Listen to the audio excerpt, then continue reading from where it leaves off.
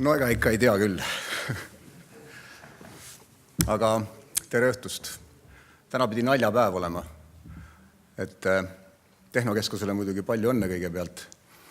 Samas ma hakkasin mõtlema, et Kadrit võis uskuda.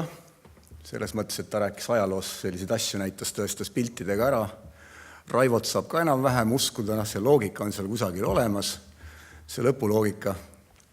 Nüüd see, mida mina räägin, ma ei tea, ma arvan, et vist ei saa eriti palju uskuda, aga see, millest ma võib-olla mõned mõtted, mis ma siia slaidide peale näitan, mille tea, äkki mõni realiseerubki.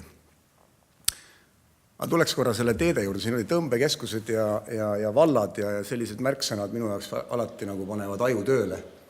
Ja ma olen seda ühte lugu nagu rääkinud, et kui 20. aastate alguses oli valdade arv oli circa 350 möödunud sajandil. Ja tänaseks on neid vist 224, 215, juba jõudsid ühineda, eks ole. Siis tekkis küsimus, et miks neid nii palju oli 20. aastate alguses. Sellepärast, et ilmselt need talupojad pidid oma hobuvankriga saama seal tõmbekeskuses valges ära käia. Nii järelikult teede ehitamine ja teede arengud, eks ole, kõige selle juurde nagu mõelda, siis eks see sealt mingi põhjuse andis. Siis ma mäletan veel, et Valdo Braust 1,5 aastat tagasi, kes siis tegeleb teede ajaloo uurimisega, rääkis meile teede ajaloo päeval Tallinna-Tartu teede trajektoori kujunemisest, seal kuskil 700 ja 600 ja nii edasi aastat tagasi, et need teed tekkisid ka teatud tingimustel, kui rööviti, olid teeröövlid. No vaata, inimesed hakkasid vältima neid kohti, kus neid rööviti. Tekkisid uued teed. Jälle, sellised imelikud aspektid, et inimeste liikumine, mida sa Raivo välja tõid, on minu meelest väga õige ja kaupade liikumine. Rööviti ka kaupu. Siis ma mõtlesin seda Nõukogude Liidu aega. Et vaadata, et kõik kolhoosipõllud oli vaja ju teedega ära ühendada, mismoodi sa siis neid ikka koristadeks.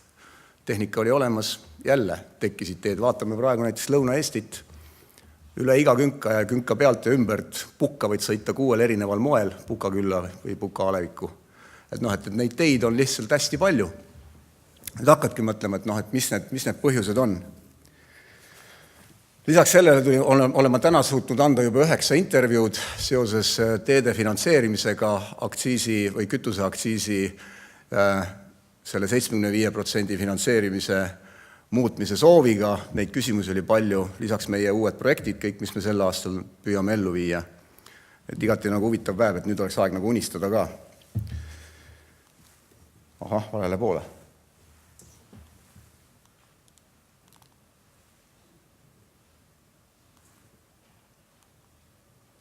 Jaa, ma pean korra ise ka vaatama siit üle õla, sest ma ei ole viimast versiooni, parandatud versiooni ise näinud, aga teede eluiga on tõusnud 2025. aastast 3–4 aasta võrra. Eks ja teine aspekt, et kasutatakse võimalikult palju kohalikku toormaterjali. Ma saan aru, et ega meil naftat ei ole, bituumini jääke meil ka ei teki siin koha peal, ja graniitkillustikku me ka ise kuskilt välja ei võlu, et seda võib ikka sisse tooma. Samas, kui vaadata nagu laiemat pilti ja kui oleks nagu targad riigijuhid, kes nagu soodustaksid selliste kohalike toormaterjalide, nagu, kui need tootmine on olemas meil. Et miks mitte siis nagu selle peale nagu suuna panna ja selle nimel nagu tööd teha, et neid kohalike materjale nagu rohkem kasutada. Teede eluaja pikenemine ilmselt sõltub ikkagi sellest, et Maanteeamet on oma kvaliteedinõuetega ja kõige muuga lihtsalt selgroo väga tugevaks ajanud, eeldades ka seda, et insenerid on panustanud siia uute tehnoloogiatega. Et loodame, et see võiks ju nii minna. Rahastamine. Ma pigem siin, ma Maalehes ka unistasin, et rahastamine võiks olla nagu tervik ja kõiki teid koos kohalike omavalitsustega. Tegelikult vaadatakse kui tervet teede võrku. Et selline killustatud lähenemine, nagu me täna vaatame, et siin on ta õigustatud või mitte õigustatud, ma pigem ei kritiseeri seda, ma pigem vaatan seda, et siin on arenguruumi, kuidas just arvestada meie kaupade ja inimeste liikumist ja kõike muud, siis kogu seda poolt võiks hakata vaatama nagu tervikuna. Ma olen täitsa veendunud, et kehtib automaks. Ma olen täiesti veendunud, et me ilmselt jõuame selle sama teemaksuni või tollimaksuni, kuidas seda igas kutsuda. just nende namade näidete peale, et meil oma sisekaubaveod ei ole nii suured, et see tegelikult on kõik transiidina sisuliselt, et miks mitte seda teha. Kui ma nagu vaatan, et kas see 75% säilib, seda on hea tegelikult teile siin ka nagu ära rääkida ühte huvitav mõtet, et ma olen öelnud välja ka, et mina seda ei toeta täna, et seda protsenti nagu muuta, pigem tuleks seda hoopis täita ja seda 75% kütuseaktsiisist laekuva rahaga. Ja miks ma nii arvan, on vaadake eelmine aasta kütuseaktsiisi 2013 laekus 383 miljonit. Kui te võtate selle, et sellest 75% me saame 288 miljonit, ütleme 290. Me oleme ise öelnud, et Maanteeametil on vaja aastas 280 miljonit, on see rahasumma, millega me oma riigi maanteid suudame täna hoida sõidetavana, säilitada ja teha mõõdukalt ka investeeringuid. Kaasa arvatud nendesse teistesse objektidesse, see on 280 miljonit. Nüüd kui vaadata, siis see tegelikult see seadus ju toimiks. Et miks me peaksime seda nagu praegu muutma, eks ole. Nüüd ma kaitsen, eks ole, Maanteeameti juhina seda vaadet. Et ja teine küsimus, mis alati tekib, et kui nagu midagi lihtsalt nagu ära võetakse, nagu plaanis on, et räägitakse siin 25 miljonist 2015 aasta, siis tuleks nagu midagi asemele nagu võtta. On see siis autoaastamaks või on ta midagi muud, tuleb lihtsalt midagi vaadata, et see eelarve auk saaks nagu täidetud. Ma olen kirjutanud siia 340 miljonit, seda ma olen ka meeldusel näinud, et võiks olla nagu kohalike omavalitsustega koos ja vastavalt vajadusele, et siis teha neid säilitustöid ja võib-olla ka rekonstrueerimistöid.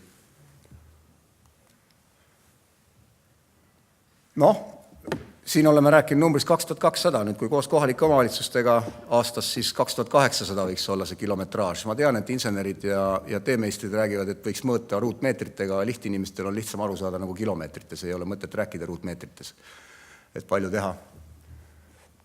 Tallinn-Tartu maantee Mäoni 2+2, mina väidan, et see on poliitiline otsus, seal on ka omad majanduslikud tegelikult punktid, et mis muudab selle projekti võib-olla ka tasuvaks. Teate küll, et kuni Mäoni me saame ka seda vahemaad vähendada Tallinna ja Tartu vahel 5 kilomeetri võrra.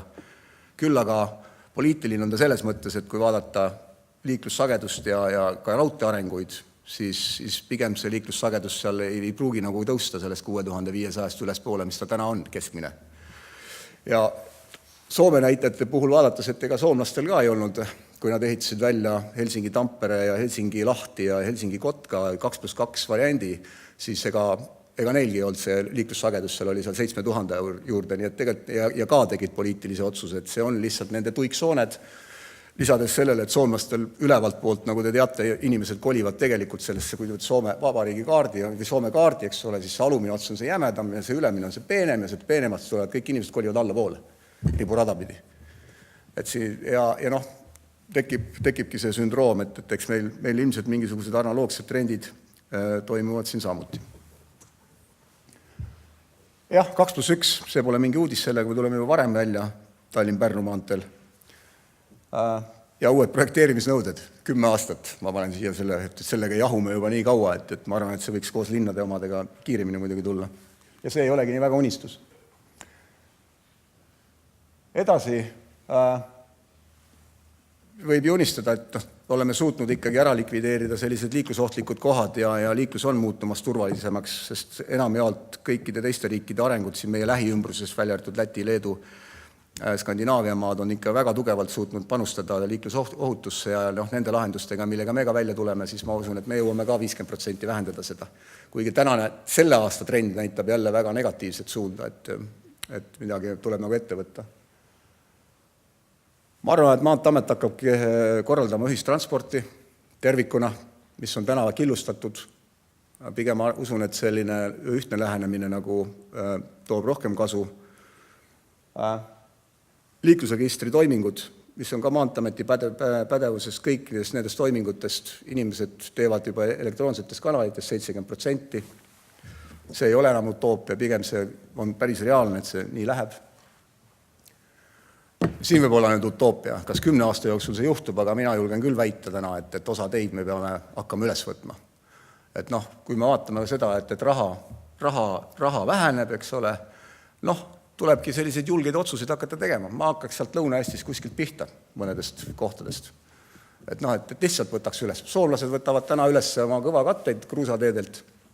Me siin unistame kruusateede kõvakatete alla või tolmuvabaks tegemiseks 2030, eks ole, mis on valitsuse programmis, mis tegelikult kindlasti ei realiseeru selles mahus, et me kõik kruusateed viime kõvakatte alla, sest see on lihtsalt mõttetu ja seda raha meil ei ole. Et vaatame siis reaalsusele teistmoodi. Eriti kui mõelda seda, et inimesed liiguvad ära ja viimased, ma ei tea, see oli pool aastat tagasi või ei olnudki nii palju, 4 kuud tagasi Maalehes näidati, ma muide loen ainultki Maalehte, mul käibki kodus Maaleht, et sealt oli päris hea vaadata, et mis toimub, nagu ainult Tallinn, Tartu kasvasid, vist oli veel kusagil, kus oli kasvanud elanikkond, ülejäänud kohas kõigil oli miinus, kõik vallakeskused ja kõik näitavad ainult miinust. Ja nii on, jah. Ja siit selle pealt vaadatuna siis, ma julgengi väita, et ühel hetkel sellist luksust meil nagu pidada pole vaja. Võib-olla veel midagi ulmest, aga jälle siin on ratsionaalsus taga. Et ma vaatan jälle, et kusagil nagu pannakse see ühtse juhtimise alla ja teistes riikides ja nii edasi, et see on paljude asjadega seotud, see on seesama selle ühistranspordi korraldamine ja kõik muu, et ma ei näe üldse nagu põhjust, miks sellises väikses riigis me selliseid suuri ameteid nagu eraldi nagu peame. Need võiks täitsa vabalt kokku panna. Jah, kas meil on maanteametit 2025? Et selle küsimuse ma jätan ka siia õhku, et mine tea, äkki ei olegi enam vaja, võib-olla on midagi muud tekkinud selleks ajaks, et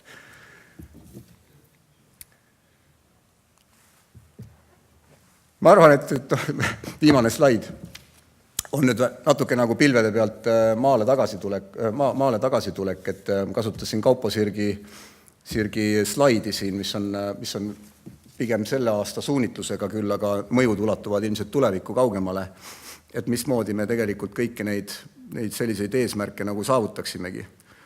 Et ikka endiselt jäävad need sõnumid, need on nüüd tõesti nagu õiged sõnumid, et see kvaliteedi nõudmine, mida Maanteeamet on alustanud, et me ei anna järele nendes kvaliteedi nõuetes, kui me korraldame hankeid ja projekti tingimused on juba paigas, et pigem korrigeerime neid siis, kui tulevad lisaküsimused, aga mitte enam siis, kui on hanke ja võitjad välja kuulutatud ja nii edasi, et ma arvan, et see selgroo tugevus aitab meid sinna viia, eeldusel, et meil on õiged tingimused. Tellija esindajate kompetentsi ja motivatsiooni tõstmine, seda on nagu suhteliselt keeruline teha, kui võib-olla võtta välja see, et selline alampakkumine täna ikkagi nagu ruulib. Ehituse ajal liiklejatele paremate tingimuste loomine. Ma arvan, et see on siin väga-väga võtmeküsimus ja kui vaata eelmise aasta meie kuumtaastustööd Tallinn-Tartu maanteel ja Tallinn-Pärnu maanteel, kus mõlemas suunas tehti 60 kilomeetrit, siis ja tehti päevas 7 kilomeetrit korraga, lisaks laupäeval pühapäeval tehnika enam ei seganud, inimesed said sõita, arvestad seda liiklejaga, töö tehti kiiresti ära, et sellised suunad on meil nagu täna nagu prioriteetideks võetud. Ja mõtleme ikkagi nagu nende inimeste peale, kes kasutavad neid teid. Ja piisav rahastus lõppu ikka, et ma nagu Urve Palo läks ära küll, aga ütles mulle veel kõrval, et ärme tüliga neid probleeme lahenda. Ma ei ole nagu tüliga proovinudki neid lahendada, ma lahendasingi selle reaalsete näidetega, eks vaatame, kuhu see koalitsioonileppe lõpuks selle rahastamise teede osas viib. Et ma leian, et see diskussioon palju, mis põhimõtetel teid rahastatakse või teie töid hakatakse rahastama, juhul kui see kütuseaktsiisi seaduse säte nagu välja võetakse või muudetakse, need peab enne paika saama. Et kui nad lihtsalt võtavad selle ja muudavad seal 65-le, siis see ei ole nagu ainult lahendus. Ja või kinnitada ka, et täna sisemised ressursid Maanteeametil on tegelikult ammendunud, et kuidas me ise nagu oma sisemist ressurssi oleme jaganud, et neid töömahte või ütleme väiksema rahaga rohkem teha, ja mitte kaotada kvaliteedis. Tänan tähelepanu eest ja eks ma unistan edasi.